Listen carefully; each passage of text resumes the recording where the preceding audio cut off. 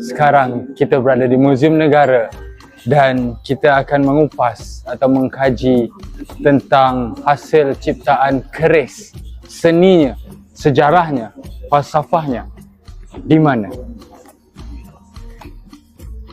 Jadi sekarang kita bersama dengan Encik Aiman, seorang pengkaji karya-karya keris. Sebelum itu mari kita bertanya kepada beliau, apa itu keris?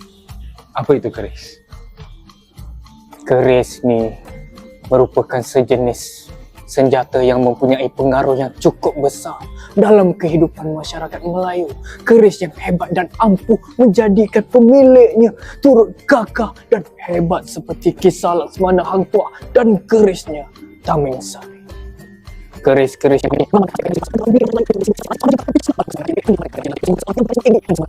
pengaruh keris dalam masyarakat Melayu menyebabkan senjata ini diiktirafkan sebagai salah satu regalia yang berkekalan dalam konsep Raja-Raja Melayu di Nusantara.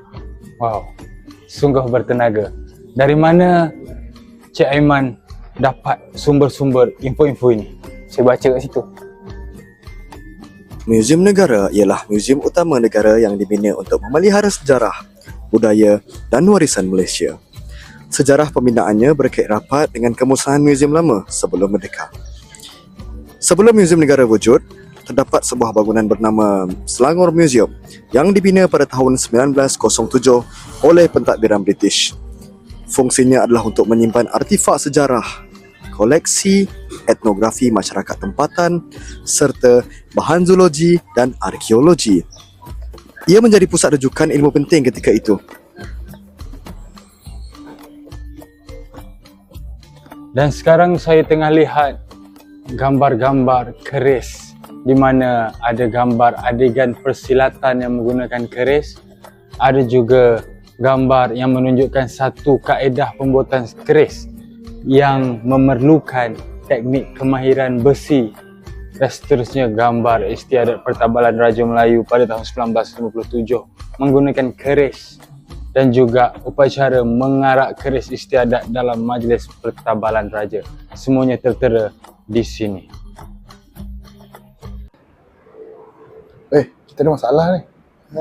Kat Muzium Negara tak ada nama pengkarya. Macam mana? Mana nak pergi?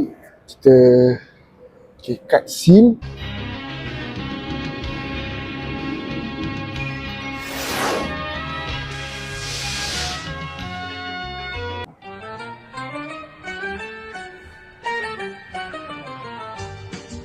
Jadi sekarang kita berada di Balai Seni Negara di mana tempat terhimpunnya karya-karya artis tempatan daripada dekad demi dekad.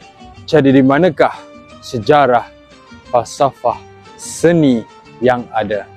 Mari kita masuk. Sejarah Balai Seni Negara Malaysia sebenarnya cukup menarik sebab ia bukan sekadar tempat pameran tetapi simbol bagaimana seni moden Malaysia dibina sebagai identiti negara selepas merdeka. Selepas Malaysia menuju kemerdekaan, pemimpin dan seniman melihat seni visual sebagai alat penting membina jati diri bangsa. Idea menubuhkan galeri seni kebangsaan muncul sekitar akhir 1950-an selari dengan semangat negara baru merdeka yang mahu mengangkat budaya sendiri ke peringkat nasional dan antarabangsa. Balai Seni Negara ditubuhkan secara rasmi pada tahun 1958 antara institusi seni terawal negara yang memberi ruang khusus kepada seni visual moden Malaysia. Menariknya, Balai Seni Negara tidak terus ada bangunan sendiri pada awalnya. Ia bermula di ruang sementara di Dewan Tunku Abdul Rahman, Kuala Lumpur. Ini yang super gemuk Ni saudara, sebenarnya karya ni dah lama dah. Daripada tahun bila saya tak ingat, kawan bapa saya si Adwa Mahyudin tu dia bagi tahu saya selepas merdeka tak silap saya karya ni dicipta oleh kawan bapa saya tu Adwa Mahyudin. Diorang berdua semua tahu ke karya ni bila diciptakan? Apa ada pada karya ni? Korang berdua pun belum lahir lagi. Korang berdua pandai saja.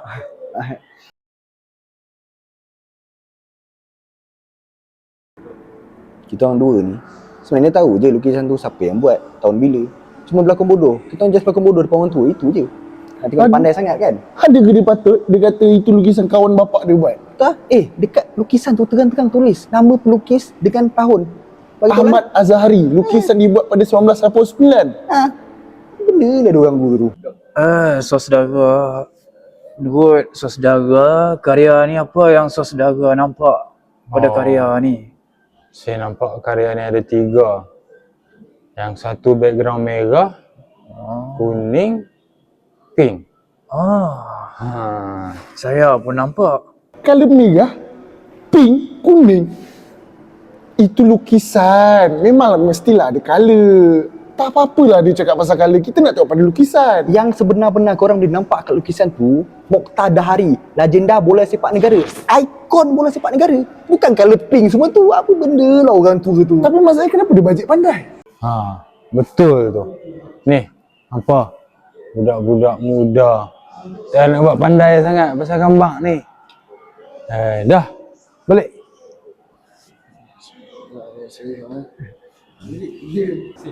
Siapa tak tahu? Kita orang tahulah. Lan, explain.